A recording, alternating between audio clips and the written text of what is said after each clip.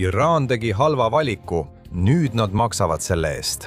See on tsitaat USA sõjaministrilt Pete Hegseth'ilt pärast seda, kui IRGC tulistas laeva Hormuzi väinas ja kuulutas veetee teadmata ajaks suletuks.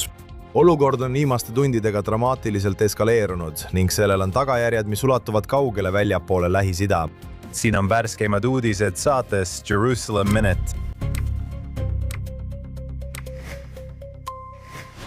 Tere tulemast tagasi saatesse Jerusalem Minute siin JNS TV's. Alex, president Donald Trumpi sõnul on relvarahu Iraaniga läbi. USA keskrõihatus teatab, et pärast Iraani rünnakut laevadele Hormuzi väinas viidi sel nädalal läbi 300 õhurünnakut, kuid läbirääkimised jätkuvad. Mida me praegu teame? Nagu sa ütlesid, on vastastikuse mõistmise memorandum läbi, mis tähendab, et Iraan on rünnanud laevu väinas isegi läbirääkimiste käigus. President Trumpi peamine soov selle relvarahu puhul oli relvarahu vastutasuks Hormuzi väina avamise eest, eks.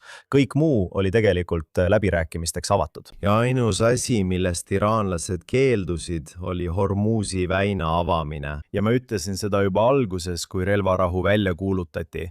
Teate, kõik Iisraelis olid olukorra pärast väga ärritunud. Ma ütlesin, et selles olukorras on põhimõtteliselt 3 asja, mida ma usaldan. Esimene on meie vaenlaste soov ja võime olla meie vaenlased. Nad ei saa sinna midagi parata. Nad tahavad jätkuvalt olla Iisraeli vaenlased, nad tahavad olla Ameerika Ühendriikide vaenlased. Teiseks usaldan ma peaministri võimet navigeerida väga keerulistes oludes. Mitte ainult Hormuzi väinas, vaid kogu selle sõja jooksul. Ta on pidanud toime tulema mitme USA administratsiooniga. Ta on pidanud toime tulema Hamasi, Hezbollaha, Hutide, Iraani, katarlaste ja türklastega. Ta peab toime tulema paljuga. Ja ma arvan, et ta on tõestanud end väga osava juhina keerulistes olukordades. 3. asi, mida me siin usaldada saame, on president Trumpi ego. Ja kui iraanlased jätkavad Trumpi ego riivamist ja püüavad presidenti alandada, siis mingil hetkel, ma arvan, president ärkab. Pole isegi selge, miks nad pärast seda, kui nad Iraanile nii palju kahju tekitasid, üldse tahaksid peatuda ja neile päästerõnga visata. Aga loomulikult on Ameerika Ühendriigid ja Iisrael sõjaliselt Iraanist kordades tugevamad. Seega paus ei kahjusta tegelikult Ameerika Ühendriikide ega Iisraeli võimet vajadusel sõjaliselt edasi võidelda. Ja ma arvan, et praegu näeme, kuidas president kaotab iraanlaste suhtes väga kiiresti kannatust. Ja teine asi, mida me ütlesime juba vaherahu väljakuulutamise alguses, oli see, et lugu pole veel läbi. Siin näete, et lugu pole veel läbi. Samal ajal näete, et president soovib iraanlastele sõjaliselt sõnumit saata, et hoida laual usutavat sõjalist ähvardust. Aga praegu ei tundu, et president tahaks täielikult uude konflikti sukelduda, mis kestaks nii kaua kui vaja. See on sõjaline operatsioon, mis on mõeldud iraanlastele sõnumi saatmiseks. Alex, vaatame ühte paljudest president Trumpi selle nädala tsitaatidest, see pärineb G7 tippkohtumiselt. Ta ütles, et Iraan on saast, nad on valetajad ja hullud. Vaatame seda klippi. Kas relvarahu on läbi? Kas relvarahu on lõppenud? Kas vastastikuse mõistmise memorandum on läbi? See on väga huvitav küsimus. Minu arvates on see läbi. Ma ei taha nendega enam tegemist teha. Nad on saast. Kas sa tead, mis on saast? Nad on saast. Nad on haiged inimesed. Neid juhivad haiged inimesed. Ja nad on õelad, vägivaldsed inimesed. Ja kui neil oleks tuumarelv, kasutaksid nad seda. Minu jaoks on see läbi. Ma räägin meie läbirääkijatega. Nendega tegelemine on lihtsalt aja raiskamine. Nad on valetajad. Me teeme kokkuleppe. Ja mis siis, kui ma teen temaga kokkuleppe? Meil on kokkuleppe. Ja ta läheb välja. Ta räägib, me teeme kokkuleppe. Kõik on võitjad. Ei mingeid tuumarelvi. Me teeme kokkuleppe. Nad lähevad välja, räägivad ajakirjandusega. Nad ütlevad, et me ei rääkinudki sellest. Nendega on midagi valesti. Nad on peas segased. Minu jaoks on see läbi. Kas see tähendab, et läbirääkimised Iraaniga ei jätku? Mind ei huvita. Nad võivad rääkida, aga ma arvan, et nad raiskavad oma aega. Nad on kamp valetajaid. Nii et president võttis seda kuulda. Läbirääkimised jätkuvad, aga relvarahu vastastikuse mõistmise memorandum on läbi. Ja tead, ma arvan, et tihti vaatad president Trumpi ja ta on huuplev ja ta paisutab olukorda üle. Ma arvan, et see on üks kõige silmapaistvumaid presidendi tsitaate, mis meil pikka aega olnud on. Ja ma nõustun iga sõnaga, mida ta siin ütleb. ja tead, küsimus on selles, miks ta arvas, et saaks iraanlastega läbi rääkida. tead, on olemas käsikirju, mis käsitlevad iraanlaste läbirääkimiskäitumist. see on nagu, sa võid siin saada doktorikraadi Iraani läbirääkimisstrateegias. Nad peavad läbirääkimisi nõrkuse positsioonilt. See on ainus kord, kui sa Iraanina läbirääkimistesse astud, et ennast päästa ja ellu jääda. Ja mida nad püüavad teha, on läbirääkimisi venitada ja olukorda võrdsustada. Trumpilt endalt küsiti selle kohta isegi paar nädalat tagasi. Teda tsiteeriti otse, kui ta vastas küsimuse vormis, kui ta oli 2020 aastal öelnud, et iraanlased pole kunagi sõda võitnud, aga pole kunagi läbirääkimisi kaotanud. Et küsimus on, miks sa üldse nendega läbi räägid? Ja ta ütleb siin, et nad on valetajad, petised, nad on saast. Ja ta ütles, et vastastikuse mõistmise memorandum on läbi.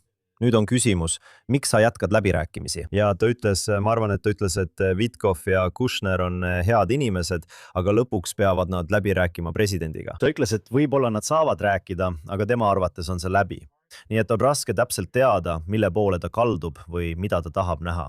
On üsna selge, et ta ei taha täielikku naasmist võitlusse, aga ta hakkab siin saama korraliku annuse Lähis-Ida poliitilist reaalsust. See tähendab, et iraanlased püüavad saada maksimaalset kasu ja alandada Ameerika Ühendriike, eriti presidenti, oma läbirääkimistaktikaga. Lihtsalt selleks, et näidata, kui räigelt Iraan siin valetab.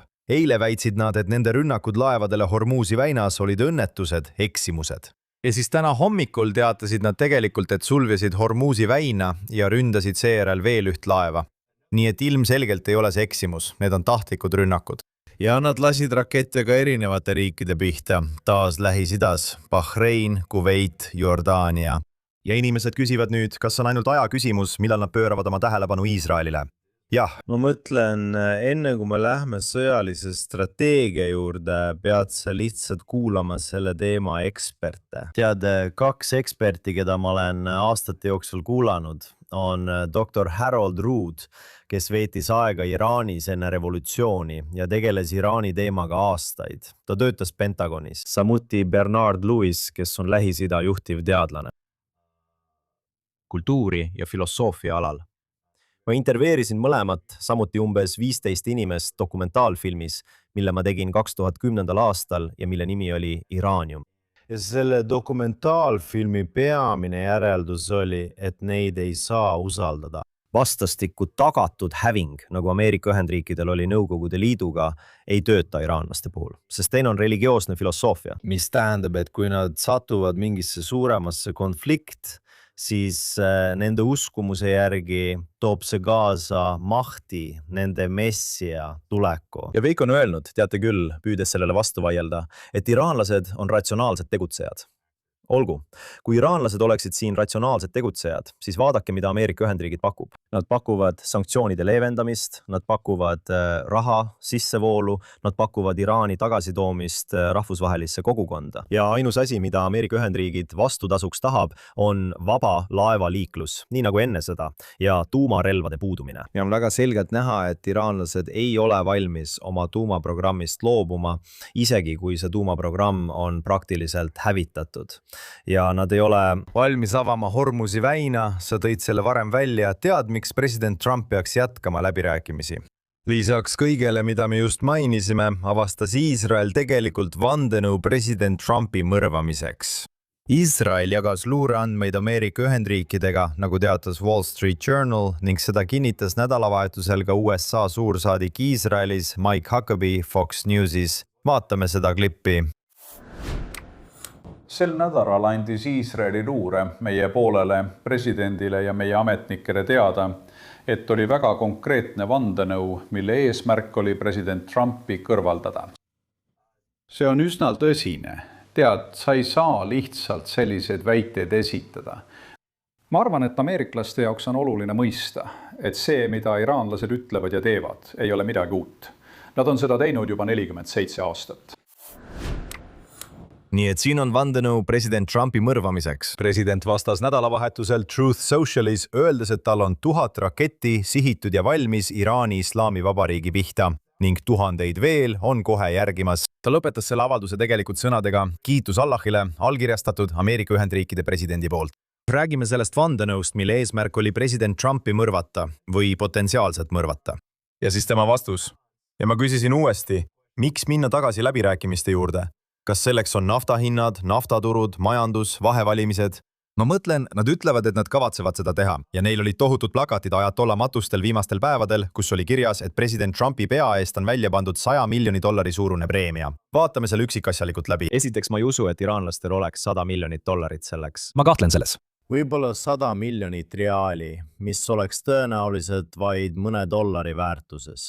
Aga näete, iraanlased ei tegutse ainult kulisside taga, et Trumpi tappa, mida nad on teinud mitmel korral. On olnud mitu vandenõud. Teate, vaid mõned nädalad tagasi paljastati vandenõu Trumpi tütre Ivanka tapmiseks, mis väidetavalt oli seotud Iraaniga. Te nägite kõiki märke matuserongkäikude ajal, kus kutsuti üles Trumpi tapma. Muidugi, need olid ajatolla Khomeini matuserongkäigu ajal, kes oli Iraani ülemjuht, kelle Iisrael mõrvas osana USA ja Iisraeli sõjast Iraani vastu. Nii et sa võiksid aru saada, kui te olete sõjas, siis kui te tapsite meie juhi, tapame meie teie juhi, eks. Nüüd näete siin ka väikest osa sellest luureinfost, mis Iisraelil on ja mida ta kogu aeg Ameerika Ühendriikidele edastab. Ja pole täpselt selge, miks Huckabee selle info avalikustas, sest suur osa luureinfost, mida Iisrael Ameerika Ühendriikidele edastab, ei jõua avalikkuseni. Aga siin ma arvan, et kuna olukord on väga terav, tahate, et Ameerika avalikkus mõistaks, miks president Trump nii ärritunud on. Trumpi vastu on tõsised ja uskumatud ohud. Nad üritavad Ameerika Ühendriikide presidenti kõrvaldada. President on juba üle elanud mitu atentaadikatset. Ta on rääkinud sellest, et Ameerika Ühendriikide presidendiks olemine on praegu üks kõige ohtlikumaid ameteid, kui rääkida surma ja atentaadi ohust. See on tõsi. Ja me peame lihtsalt nägema, kuhu see lugu edasi liigub. Alex, nagu me ütlesime, Iraan on rünnanud teisi Lähis-Ida riike. Ja minu teada osalevad nad nüüd tegelikult rünnakutes koos USA-ga ning praegusel hetkel ei ole Iisrael meie teada sõjaliselt kaasatud. Aga me oleme näinud, kuidas Iraan on rünnanud riike kogu piirkonnas. Nad on tulistanud Jordaania pihta, nad on tulistanud Araabia Ühendemiraatide pihta, nad on tulistanud Kuveidi ja Katari pihta. Ja mida me oleme samuti näinud on see, et vastuseks on olnud teateid rünnakutest Iraani sees, ilma et oleks selgelt tuvastatud, millised riigid olid nende rünnakutega seotud. Arvatakse, et Araabia Ühendemiraadid võivad osaleda rünnakutes ning Kuveidi, Katari ja teiste vahel on toimunud erakorralisi kohtumisi vastuste arutamiseks. Nii et siin on näha sõja muutust. Sest operatsiooni Epic Fury ajal nende 6 nädala jooksul lendasid Iisrael ja Ameerika Ühendriigid kõrvuti. Enamasti, ma ei taha öelda, et ainult nemad, sest oli üksikuid teateid, et võib-olla Emiraadid tegid midagi selle käigus või Katarid tegid seal midagi, mis oli tõenäoliselt suuresti sümboolne võrreldes Ameerika Ühendriikide ja Iisraeli ulatuslike operatsioonidega. Aga siin näete, et just Araabia riigid on esiteks need, keda Iraan sihib ja teiseks need, kes osalevad koos Ameerika Ühendriikidega. Ja huvitav on muidugi märkida, et ainus riik, mis praegu ei tulista, on Iisrael. Kuid tuleb teada, et Iisrael on valmis ja relvastatud. Põhjus, miks Iisrael praegu selles ei osale, on see, et kui Iisrael sekkub, ei ole see sümboolne rünnak. See ei ole rünnak lihtsalt selleks, et saata sõnum, kui Iraan ei ava Hormuzi väina. Kui Iisrael uuesti sekkub, näeme siin arengut. Ja me oleme seda näinud selle sõja kõigil erinevatel rinnetel. Aga varem pärast seda, kui Iisrael mõrvas Teheranis Hamasi juhi Ismail Haniyehi, oli see piiratud rünnak. Siis näed, kuidas Iraan vastab Khanehi rünnakule ja ka Hassan Nasrallahi mõrvamisele Beirutis. Tead, Iraan saadab välja hulga ballistilisi rakette. Seejärel teeb Iisrael oma õhujõududega Iraani sees sümboolse rünnaku, hävitades mõned õhutõrjesüsteemid ja näidates iraanlastele, et nad suudavad täpselt Iraani sees rünnata. Hiljem näed sa 12 päevast sõda, kus Iisrael ründab strateegilisi sihtmärke, millele järgneb Ameerika Ühendriikide operatsioon Kesköö Haamer, kus B2 pommituslennukid tabavad Fordo maa-alust tuumareaktorit. siis nägid sa 6-nädalast kampaaniat koos Ameerika Ühendriikidega.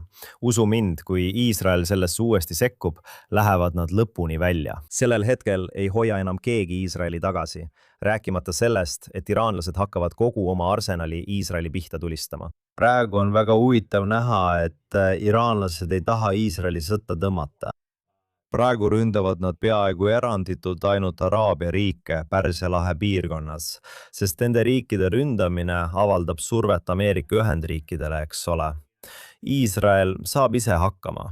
Kaitseminister Israel Katz ütles eelmisel nädalal, et Iisrael on valmis Iraaniga üksi vastamisi minema, eks ole. Nad ei vaja selles osas isegi Ameerika Ühendriike, arvestades oma võimekust. Nii et sa näed, et viimane asi, mida Iraan tahab, on Iisraeli sekkumine. Nad võtaksid praegu pigem riski USA vastu, sest nad usuvad, et president Trump on vastuvõtlik nende läbirääkimiste palvetele, eks. Et nii on asju, mida nad saavad presidendile lubada, näiteks Hormuzi väina avamine. Iisraeli ei huvita, kas Hormuzi väin on avatud või mitte. Iisrael ei saa oma gaasi ega naftat läbi Hormuzi väina. Nad näevad Iraani kui eksistentsiaalset ohtu. Neid ei huvita väinad, neid ei huvita presidendi ego, neid ei huvita Netanyahu ego. See ei ole siin ego mäng. Seega iraanlased ei taha, et Iisrael oleks kaasatud, sest kui Iisrael sekkub, siis nad kõrvaldavad ülejäänud juhtkonna. Nad teevad kõik, mis võimalik, et provotseerida selle režiimi lõplikku kukutamist. Nii et iraanlased ütlevad, kuule, proovime parem Ameerika Ühendriikidega õnne. Ja see on huvitav, sest Ameerika Ühendriigid on palju tugevam jõud kui Iisraeli riik. Kuid teatud mõttes on Iisrael Iraanile palju suurem oht kui isegi Ameerika Ühendriigid. Jah, Alex, nagu sa ütlesid, Iisrael on valmis ja relvastatud ja teiselt poolt ütleb Iisraeli kaitsevägi, et nad on valmis igaks stsenaariumiks, kui Iraan tõepoolest hakkab taas rakette tulistama.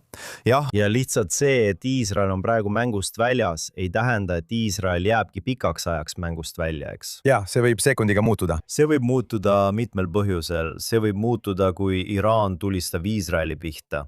See oleks taas päästik, mis toob Iisraeli sellesse sõtta tagasi. Teine päästik on see, kui president Trump ütleb, Iisrael, me tahame, et te liituksite. Kui president ütleb peaminister Netanyahule, et me tahame, et te võitleksite taas meie kõrval. Arva ära, mis siis juhtub. Nagu ma ütlesin, Iisrael on valmis ja relvastatud. Ja samamoodi oli president valmis lendama kõrvuti Iisraeli hävituslenduritega operatsiooni Epic Fury ajal. Samamoodi olid Ameerika Ühendriigid valmis heitma Fordole neid üliränki punkripomme. Kui president ütleb, hei, me oleme koos suurepärast tööd teinud, me tahame jälle koos võidelda. Iisrael lööb kaasa. Jah, absoluutselt. Ja ma tahan nüüd edasi liikuda, Alex, nagu ma enne ütlesin, palju tsitaate sellest G7 kohtumisest. Teine teema, mille me eelmisel nädalal tõstatasime, on Türgi. President Trump teatas teisipäeval, et tema administratsioon töötab aktiivselt Türgi vastu kehtestatud sanktsioonide tühistamise nimel, öeldes, me ei taha sõpru sanktsioneerida. Samal ajal tõi ta üles F-35 lennukite teema. Ja tundub, et president liigub edasi Türgile nende lennukite andmisega. Vaatame seda klippi. Ma võin teile öelda, et me võtame sanktsioonid maha. Me ei taha sõpru sanktsioneerida, see on väga lihtne. On palju inimesi, keda me saame sanktsioneerida ja keda me ka sanktsioneerime. Me ei taha sõpru sanktsioneerida. Ja tänu presidendile, tead, meil on väga hea suhe Süüria uue juhiga. Ja ta on teinud hämmastavat tööd. Aasta ja poolega on ta kogu riigi kokku toonud. Nii et Alex, me räägime Süüriast kohe varsti. Keskendume praegu Türgile. Jällegi, ta ei taha sõpru sanktsioneerida. Nad rääkisid F-35-test ja peaminister Netanyahu rääkis tegelikult ühes intervjuus, ma usun, et Ameerika Ühendriikide uudistagentuurile viimastel päevadel, väljendades oma vastuseisu sellele, et USA müüb neid lennukeid ja annab Türgile need lennukid. Vaatame seda klippi. President Trump on praegu Türgis. Ta ütles täna hommikul, et kaalub F-35 hävitajate müümist Türgile, mis on muutus tema varasemast kehtestatud keelust. Te ütlesite eile, et see, tsiteerin, rikub jõudude tasakaalu Lähis-Idas. Kas olete sellest president Trumpile selgelt teada andnud? Jah, ma olen temaga sellel teemal tegelikult mitu korda rääkinud. Ja ma arvan, et kõik saavad aru, et hoolimata president Trumpi isiklikust sõprusest Erdoganiga ei tee see Türgist Ameerika Ühendriikidele sõbralikku ega liitlasriiki. Mitte riigile. See on režiim, mis on moslemi vennaskonnast läbi imbunud, mis vihkab Ameerika Ühendriike. ta annab Hamasile, Hamasi terroristidele varjupaika, ta toetab neid, ta rahastab neid, ta on kõik oma vastased vangi pannud. Ta ähvardab hävitada minu riigi, ainsa juudi riigi. Tema number 2 ütleb, et meil pole rahvaste seas kohta ja te teate, mida see tähendab. Ja nagu number 3 siseminister ütleb, et ta ootab, et saaks olla Jeruusalemma kuberner. tere! Alex, ma tahan rääkida selle tähtsusest Iisraeli jaoks. Aga Netanyahu, peaminister, hoiatab sisuliselt president Trumpi. Ole ettevaatlik selle suure sõbraga. Sa oled mitu korda maininud, kui suur juht ta on, Erdogan, öeldes, et Türgi ei ole Ameerika Ühendriikide sõber ning et kogu riigis on muslimi vennaskonna elemente. Mida me võime sellest kolmnurgast arvata? Netanyahu, Trump ja Türgi. Noh, ütleme, et võtame presidenti sõnast ja ma olin Valges Majas koos presidendi ja peaministriga ühel hetkel, kui Netanyahu tõstatas muresid Erdogani ja nende agressiivsete avalduste pärast, mida ta juba mitu kuud tagasi tegi. Ja president ütles tol ajal, et ta vahendab teie vahel Iisraeli, Netanyahu ja Türgi Erdogani vahel. Kui sul on probleem, Bibi, siis helista mulle. Ma hooritsen selle eest, et Erdogan midagi ei teeks. Ja president ütles just sel nädalal, et Türgi oleks võinud väga lihtsalt koos Iraaniga sõtta minna. Aga Trump helistas Erdoganile ja Türgi ei läinud ega astunud sõtta. Ja see ongi probleem. Olgu. Probleem seisneb selles, mida president Trump just ütles. Põhimõtteliselt selles, et Türgil on vahendid ja tahe sõtta astuda. Ja ainus põhjus, miks Türgi sõtta ei astunud, on see, et president palus tal seda mitte teha. Sest Erdogan loodab saada hüvesid president Trumpilt Ameerika Ühendriikides ja mõistab, et kui ta sõtta astub, siis on sellel tagajärjed. Näiteks sanktsioonide mitte-eemaldamine, F-35, lennukite mittesaamine, võimalikud karistusmeetmed NATO poolt. Nii et Erdogan kaalub siin oma huve Ameerika Ühendriikidega võrreldes. Aga ainult sellepärast, et president Trump ütleb, kui imeline Erdogan on. See tõstab Erdogani mainet kogu maailmas ja pakub terve kotitäie präänikuid, mitte piitsa. Nii et, mis on probleem? Probleem on selles, et kui sa ütled Erdoganile, okei, põhjus, miks ma palusin sul mitte minna sõtta Iraani vastu ja sa ei teinud seda. Nii et see, mida ma teen tänutäheks selle lahkuse eest, on see, et ma annan sulle nüüd vahendid, mida vajad, et sõdida Iisraeli vastu, eks? See ei ole loogiline. Eks? Kui nad ütleksid, kuule, sa käitud hästi, me eemaldame sanktsioonid. Okei, see on loogiline. Okei, sinu vastu olid sanktsioonid, see oli raske. Ma näen, et sa muudavad oma käitumist, sa käitud korralikult. Ma eemaldan majandussanktsioonid, et saaksid oma tugeva majandusliku juhtimise all riigina edasi areneda. Aga see on ainult osa sellest, mida Erdogan palub. Ta palub F-35 lennukeid, mis on otsene oht Iisraelile. Samuti mainisime, et need sanktsioonid kehtestati, kuna Türgi ostab S-400 õhutõrjesüsteeme. Õige, eks? Nii et siin on ka luureoht, kui S-400 saavad katsetada F-35-dega Türgi taeval, siis annad sa venelastele infot F-35D vargumaduste kohta. Seda sa ju ka ei taha teha, eks? Sest Venemaa võitleb Ukraina vastu, see on oht Euroopale, see on oht NATOle, seega sa ei taha anda Venemaale seal mingitki eelist. Nii et ma arvan, et siin on probleem, sest oletame, et Trumpil on õigus ja tal on see suhe Erdoganiga. Ta suudab Erdogani kuristiku servalt tagasi tuua. See on päris kuristiku serv, sest Erdogan ja tema asetäitjad teevad praegu väga-väga äärmuslikke avaldusi, selliseid, mida me oleme aastaid kuulnud Iraanist. Ja üks asi, mida peaminister Netanyahu on öelnud, on see, et kui nad ütlevad, et tahavad sind kaardilt pühkida, siis võta neid tõsiselt. Oletame siis, et Trump suudab Erdogani tagasi hoida. Noh, Trump ei jää presidendiks väga kauaks. Ja teine asi on see, mida Netanyahu siin mainis, et number 2, Fidan, Türgi välisminister, Türgi siseminister, need on võimalikud Erdogani järglased. Ja kui sa arvad, et Erdogan on äärmuslane, siis vaata edasi, sest nemad ei ole vähem äärmuslikud. Nad ei ole ratsionaalsemad. Tegelikult on nad isegi agressiivsemad oma nõudmistes Iisraeli vastu ja soovides taastada Osmanite impeerium Lähis-Idas. Alex, samal ajal tippkohtumisel kohtus president Trump Süüria presidendi Ahmed al-Sharaga, keda tuntakse ka kui al-Jolani, ning see oli esimene kord 25 aasta jooksul, kui USA president kohtus Süüria juhiga. Ma mõtlen, sa nägid neid seal üleval. See näeb välja nagu bromants, kui nii võib öelda, president Trumpi ja al-Shara vahel. samuti ma arvan, et väga oluline, president Trumpilt küsiti Süüria ja USA terrorismi nimekirja kohta. Ja president ütles, tsiteerin, Süüria on muutunud väga stabiilseks. See on tõesti stabiliseerunud ja me oleme selle üle uhked. Ja ta kaalub Süüria eemaldamist sellest terrorismi nimekirjast.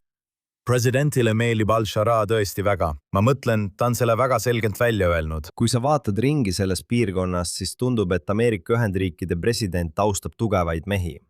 Taustab Erdogani, taustab Al-Sharaad, taustab Katari Al-Thanit, taustab Pakistani välimarssalit. Ja teatud määral näed, tal on ka tohutu austus Netanyahu vastu. Isegi kui ta Netanyahuga ei nõustu, austab ta teda, sest Netanyahu on tugev. Tead, mis puudutab seda, mida Al-Sharaa on Süürias teinud, siis kuidas ta on loonud stabiilsust, hirmu külvates. Ma mõtlen, nad on tapnud alaviite, nad on tapnud kristlasi, nad on tapnud truuse. Iisrael on pidanud tegelikult ründama Süüria sees, et kaitsta sealset truusi vähemust. Pea meeles, et Iisraelis endas elab minu teada umbes 150 000 truusi. Nii et tead, Iisrael astub samme nende vähemuste kaitsmiseks. Viimastel kuudel on kõik, mida me siin jälgime, olnud suhteliselt vaikne. Kas me teame, et Al-Sharaa on usaldusväärne partner rahu saavutamiseks? Ma ei usu, et on mingit põhjust eeldada, et kedagi, keda toetab Türgi ja kellel on vähemalt minevikus olnud sidemed Al-Qaidaga, võiks usaldada. Aga president Trumpi jaoks näib olukord olevat veidi stabiliseerunud ja ma arvan, et alternatiivina Bashar Assadi asemel ei pruugi olukord tingimata olla hullem, aga kindlasti tead, see on üks neist juhtumitest, kus küsitakse, kas tuttav kurat on parem kui tundmatu kurat. Ja me hakkame harjuma Al-Sharaaga tegelemisega. Nii et nüüd on Al-Sharaa see kurat, keda me tunneme. Jah, absoluutselt. Samal ajal oleks tahan ma pöörata meie tähelepanu Gazale, kui võimalik. Trumpi rahunõukogu valmistab ette piloot-humanitaartsooni Gaza lõunaosas, et pakkuda varju nende sõnul kontrollitud Palestiina tsiviilisikutele väljaspool Hamasi kontrolli. Plaani kohaselt on eesmärk luua turvalised humanitaartsoonid, kus tsiviilisikud saavad varjupaika ja põhiteenuseid väljaspool Hamasi kontrolli. Samal ajal kui laiem protsess valitsemise, julgeoleku ja relvastuse mahavõtmise osas jätkub siinsete allikate sõnul. Nii et see tsoon on ilmselt osa president Trumpi 20-punktilise plaani teisest faasist. Hamas ütleb endiselt, et nad ei loobu relvadest, kuid tundub, et rahunõukogu hakkab aktiivselt koha peal Gaza olukorraga tegelema. Teoorias ei ole humanitaartsooni kontseptsioon ju iseenesest probleemne, eks. Kui tagatakse, et see on Hamasi vaba tsoon, et see on vägivallatud tsoon, kui räägitakse varjupaiga pakkumisest, mis tähendab telke ja toitu, siis ma ei usu, et Iisrael selle üle eriti kurdaks. Ma arvan, et probleem seisneb siin selles, et öeldakse, et tsooni haldab USA toetatud Gaza halduskomitee NCAG ning seda turvab mingi rahvusvaheline stabiliseerimisjõud ISF. Nii et küsimus on, mis asi see NCAG üldse on? Mis komitee see on? Seda hakkavad juhtima palestiinlased ja küsimus on, kas see on lihtsalt kattevari Hamasile. Suur oht siin on see, et Hamas ütleb, olgu, te võitsite, me ei ole enam võimul, olgu. Nüüd on mõned palestiinlased pandud vastutavaks ja nemad on see juhtiv komitee, mitte meie. Aga Hamas ei anna täielikult relvi ära. Ja see Gaza haldamise rahvuslik komitee annab mingisuguse kate, mis võimaldab Hamassel tegutseda. Eriti kuna mõnedes raportites on arutatud, et Gaza haldamise rahvuslik komitee kavatseb Hamasiga koostööd teha, eks. Nii et küsimus on selles, et see on nagu terroristid versus terroristid ülikondades. Tead, see on alati olnud omamoodi erinevus Hamasi ja Palestiina võimude vahel. Oma valitsus. Mahmoud Abbas on terrorist, aga tema paneb selga ülikonna erinevalt Yasser Arafatist, kes kandis alati kefiiht ja vehkis püstoliga. Nii et Mahmoud Abbas ütleb, tead, mina olen teistsugune, ma olen mõõdukas, vaadake mind, ma kannan ülikonda. Aga ta lihtsalt jätkab Yasser Arafati eesmärkide elluviimist, lihtsalt teeb seda ülikonda kandes. Al-Sharaa on terrorist, kes otsustas panna selga ülikonna. See ongi see oht. Ja teine oht on see, et kui humanitaarabitsoon läheb hästi, kui on olemas rahvusvaheline stabiliseerimisjõud, siis rahunõukogu ütleb, hei, meil on hoog sees, vaadake, Hamas on nüüd vaikne, me saame nendega hakkama. Nii et alustame nüüd ülesehitamise protsessiga. ja kui see juhtub ilma Hamasi täieliku relvitustamiseta, siis on see probleem. Kui see juhtub ilma deradikaliseerimisprogrammi rakendamiseta, siis on see probleem. Ja me juba nägime varem, et Jason Olson, kes vastutas deradikaliseerimisprogrammi eest, on oma ametikohalt tagasi astunud. Sest ta mõistis, et katarlastel on Gaza sektoris toimuva üleliialdatud mõju. Nii et meil on palju, mille pärast muretseda. Kui me räägime ainult toidust, telkidest ja humanitaartsoonist, siis tead, see on midagi, mida Ameerika Ühendriigid on üritanud teha isegi sõja ajal. Ja Iisrael on alati olnud valmis humanitaarabi hõlbustama. See oli otsus, mille nad tegid sõja alguses, aidata humanitaarabiga, samal ajal kui nad tegutsevad terroristide vastu. Nii et Iisrael aitab humanitaarabiga. Iisrael ei ole humanitaarabile vastu. Probleem on selles, kas terroristid relvituks tehakse või mitte. Alex, liigume edasi. Hiljuti ütles New Yorgi linnapea Zohar Hamadani, jah, ma toetan Iisraeli riiki, aga ma ei toeta Iisraeli kui juudi riiki. Nii et sel nädalal vastas peaminister Netanyahu sellele CNN-i intervjuus. Vaatame seda klippi. Ta unustab mugavalt ära, et Lähis-Ida ainus demokraatia on Iisrael. 20% meie kodanikest on tegelikult moslemid. Nad ei ole, kuid nad istuvad ülemkohtus. Nad on Knessetis, meie parlamendis. Nad osalevad igas eluvaldkonnas. See on ainus koht Lähis-Idas, kus tegelikult eksisteerib see võrdsus, millest ta räägib. Aga tema või tema toetajad on toetanud Hamasi, neid inimesi, kes tapavad inimesi, lõikasid meie meestel pead maha, vägistasid meie naisi ja siis tapsid nad, põletasid beebisid elusalt ja nii edasi. Ta ütles jõest mereni, ta toetab neid. See ei ole lihtsalt küünilisus. Ma mõtlen, see on naeruväärne, see on absurdne. Nii et võtke teadmiseks. Mamdani kaamera ees ütleb, jah, ma toetan Iisraeli riiki, aga ma ei toeta ühtegi riiki, mis määratleb end ühe suure religiooniga seotud riigina. Kuigi maailmas on nii palju moslemi riike, ametlikult kristlikke riike, on tal siiski probleem ainsa juudi riigiga. Jah, ma olen kindel, et Mamdani on Saudi Araabia ja loomulikult kõigi teiste religioossete riikide vastu. Ta on tõesti nende vastu sõna võtnud. Jah, muidugi. Nii et maailmas on üks riik, mis juhtub olema juudi riik. Ja see, mida Mamdani Iisraeli puhul ei toeta, on see, et see on juudi riik. Kui see ei oleks juudi riik, siis võib-olla ta toetaks seda. Ja see on alati olnud see oht, mida ma ütleksin, et Iisraeli vasakpoolsed on siin edendanud, nimelt nende kahe väärtuse asetamine kahele võrdsele sambale. Esimene on juudi riik ja demokraatlik riik, eks? Sest kui nad ütlevad, et see peab olema juudi ja demokraatlik, siis mida tähendab demokraatlik? Demokraatlik tähendab võrdseid valimisõigusi igale palestiinlasele Jordani jõe ja Vahemere vahel. Andke neile õigus Knesseti valimistel osaleda, las nad hääletavad juhtide poolt. Ja lootus on, et mingil hetkel tekib demokraatlik demograafiline reaalsus, kus Iisrael lakkab olemast juudi riik, sest temast on saanud demokraatlik riik. Ja ma arvan, et Iisrael õitseb demokraatlike põhimõtete toel ning peaks ka edaspidi neid põhimõtteid järgima. Ja Iisraeli avalikkus soovib, et oleksid demokraatlikud põhimõtted. Aga Iisrael ei eksisteeri oma olemuselt selleks, et olla demokraatlik riik.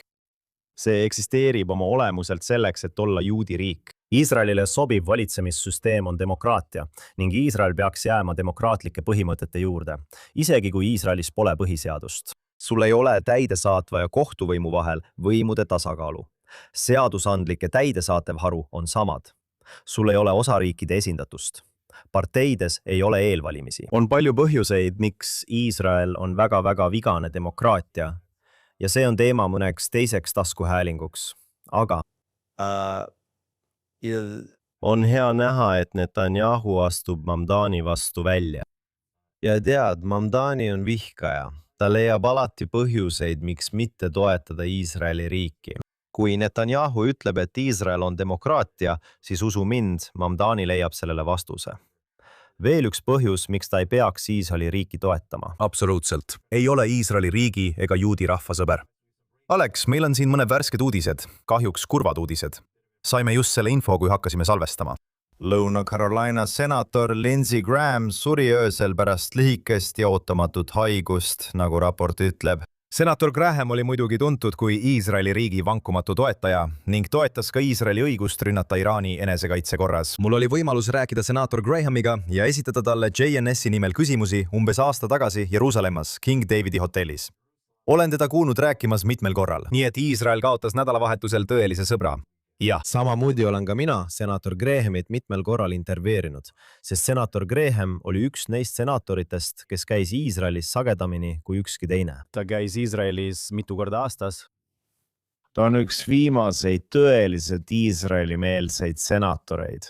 Ja kui näed, et ta on siit ilmast lahkunud, mõtled, milline saab tulevikus olema toetus Iisraelile senatis ja esindajate kojas. Ja mida sa näed, on see, et on olemas vanem põlvkond senatoreid ja kongressmenne. Need, kes nägid Iisraeli 1973 ja 1967 aasta sõdade ajal, nemad mõistavad neid eksistentsiaalseid ohte, millega Iisrael silmitsi seisab. Nad mõistavad ka kahe riigi ühiseid väärtusi.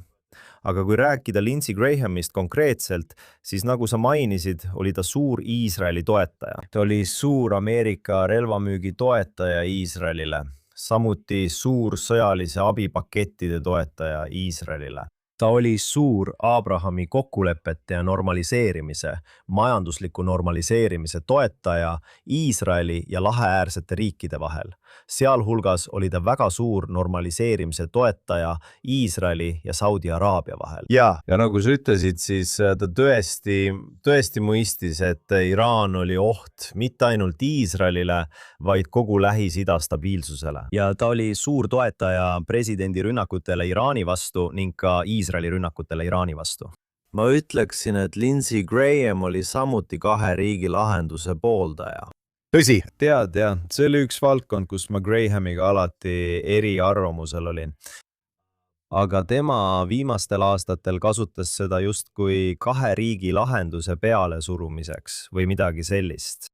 Ma arvan, et ta oli rahul mingisuguse, kuidas sa nimetad seda, riik miinus lahendusega palestiinlaste jaoks. Sest ta uskus, et nii toimides mingisugune Palestiina riikluse tunnustamine viiks Iisraeli ja Saudi Araabia vahelise normaliseerumiseni. Ja ta vaatas seda selles kontekstis.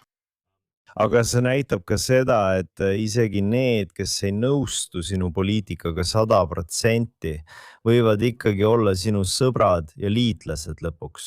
Ja ma tean, et peaminister Netanyahu tunneb suurt kiindumust ja lugupidamist Lindsey Grahami vastu. Ma arvan, et kõik iisraelased, kes seda uudist kuulevad, tunnevad kurbust tema lahkumise pärast. Ja me saame ainult loota, et meil on rohkem kongressmenne ja senatoreid, kellel on tugev kiindumus Iisraeli vastu, nagu Lindsey Grahamil, isegi kui mõningate poliitikate osas on erimeelsusi. Absoluutselt. Puhka rahus, senator Lindsey Graham. Ja sellega lõpetame selle nädala Jerusalem Minute'i siin JNS TV's. Josh Eisen siin JNS-i korrespondent koos tegevjuhi Alex Cromaniga. Kindlasti tellige meie kanal. Kindlasti vaadake kõiki suurepäraseid saateid GNS TV's. Andke meile super thanks ja külastage gnss.org, et saada kõige värskemaid uudiseid Iisraelist, Lähis-Idast ja kogu juudi maailmast. Suur tänu inimestele, kes töötavad JNS TV kulisside taga ja kohtume teiega järgmisel nädalal saates Jerusalem Minute'is siin JNS TV's.